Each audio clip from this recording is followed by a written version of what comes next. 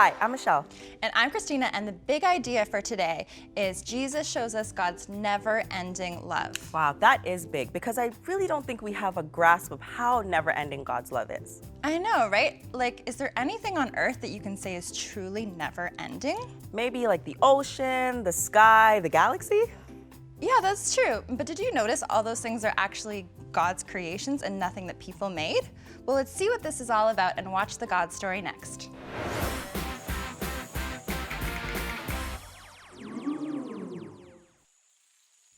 Why was the broom late? Because it overswept.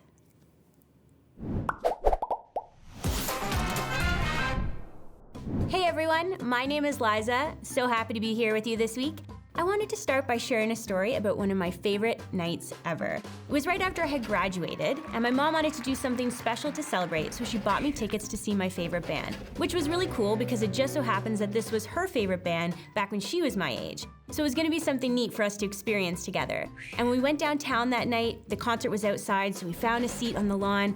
The sun was setting beautifully. Everyone who was attending the concert was in such a great mood. And as the band came out to play, we sang songs together and just had such a great time. And I can remember looking around and thinking, I wish this night would never end. Experiencing God's love is something that's way better than seeing your favorite band perform live. Plus, we know that God loves us with a love that lasts forever. And that leads me to today's big idea. Jesus shows us God's never-ending love. But before I continue, let's just recap what we talked about last week. Out of his love, God created the whole universe, and he created people to be in a perfect, loving relationship with him. And then sin entered the world and separated people from God. But God set a rescue plan in motion to get sin out of the way. He gave people rules to live by, but they kept breaking them, and so he gave them rulers to help guide them: judges, prophets, priests, and kings. God told Jeremiah that he was going to speak through him, and Jeremiah was nervous because he thought he was too young. But God told Jeremiah that his age didn't matter. God spoke through Jeremiah to help his family, Israel, remember God and turn from their sins. And Jeremiah tried and tried, but the Israelites didn't listen. God gave Jeremiah incredible things to share. Let's read.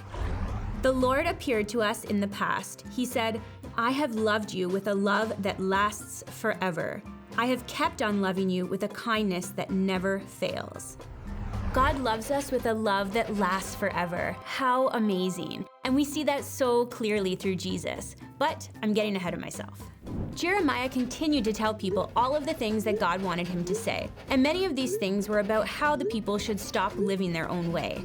The people didn't really like what Jeremiah was telling them. In fact, they held him in stocks, like a prisoner. And even then, God spoke through him. God said to him, "I made the earth, I formed it, and I set it in place. The Lord is my name. Call out to me. I will answer you. I will tell you great things you do not know, and unless I do, you wouldn't be able to find out about them." Even while Jeremiah was locked up, God wanted to remind him of who he was. He could call out to God, and God would answer. God went on to say that people would be judged because they refused to do what is right, but then he would bring healing. God would forgive them for all of their sins. And in this time, he said, people will say, "Give thanks to the Lord who rules over all, because he is good. His faithful love continues forever." Now listen closely to what God says next, because it's really important. "The days are coming," announces the Lord. "At that time, I will fulfill my good promise to my people. I made it to the people of Israel and Judah. Here is what I will do in those days and at that time. I will make a godly branch grow from David's royal line. He will do what is fair and right in the land. In those days, Judah will be saved. Jerusalem will live in safety, and it will be called the Lord who makes us right with himself."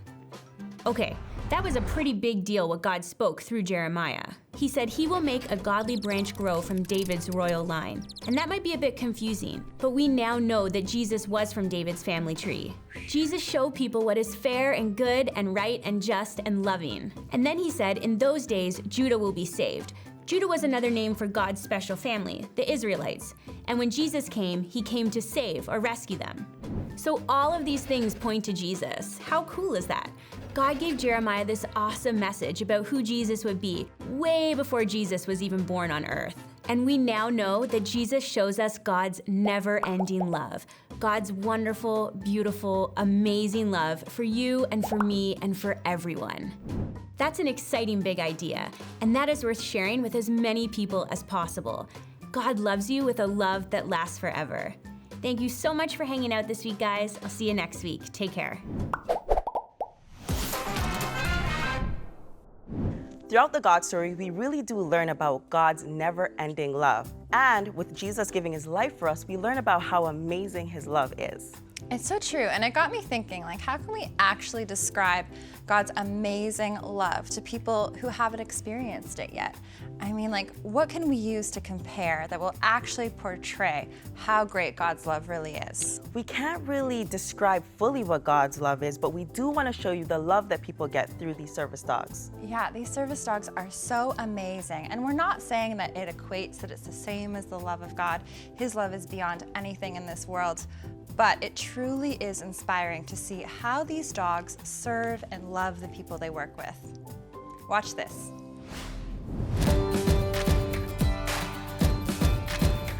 So my name is Julie Gabori. I'm an instructor here at Dog Guides Canada. And what I love the most about dogs is the unconditional love that they provide to us. So every instructor here, we typically have about 8 dogs that we work with at any given time.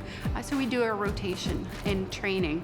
We work with them, teach them, and then they get a little bit of time off. They get playtime also with us. So we just rotate through all of them throughout the day.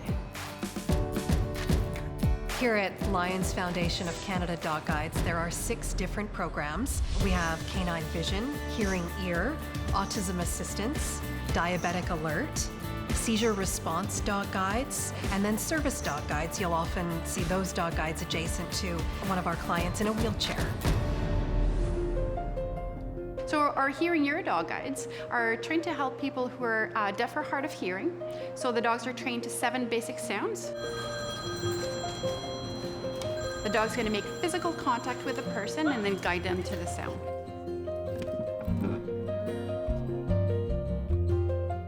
So whether it's the phone or somebody knocking at the door.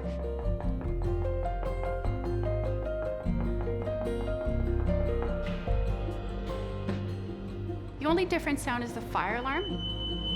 You don't want the dog leading the person to the fire. So the dog's going to make physical contact and then spin in a circle.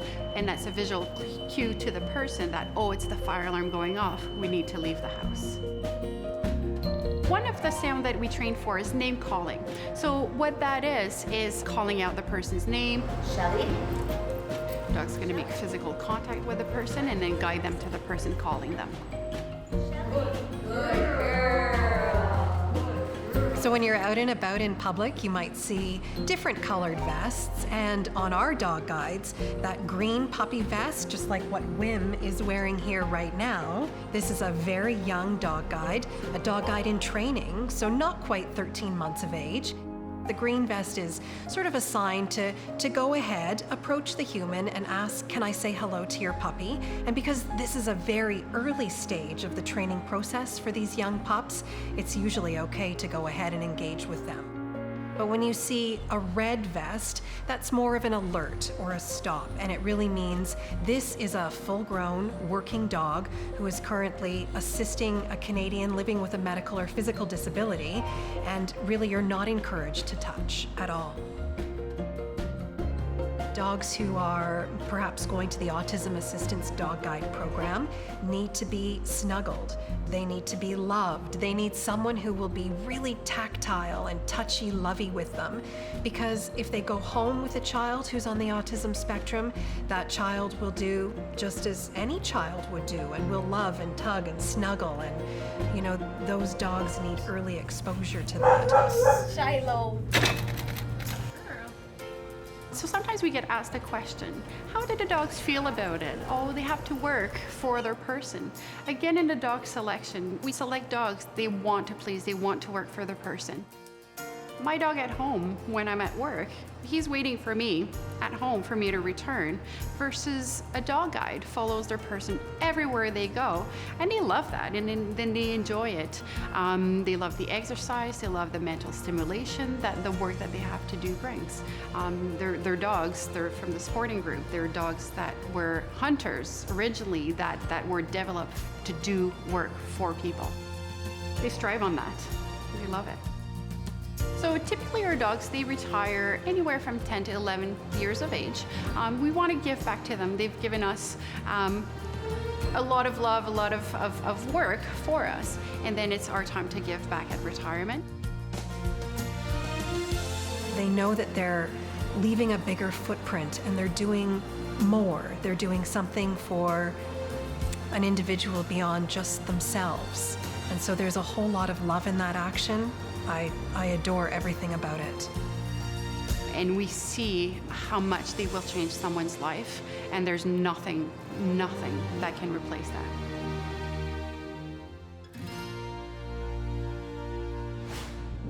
Oh, I love the puppies. I know, all the dogs are amazing, and not only the dogs, but also the trainers and the families that take in these dogs for 18 months.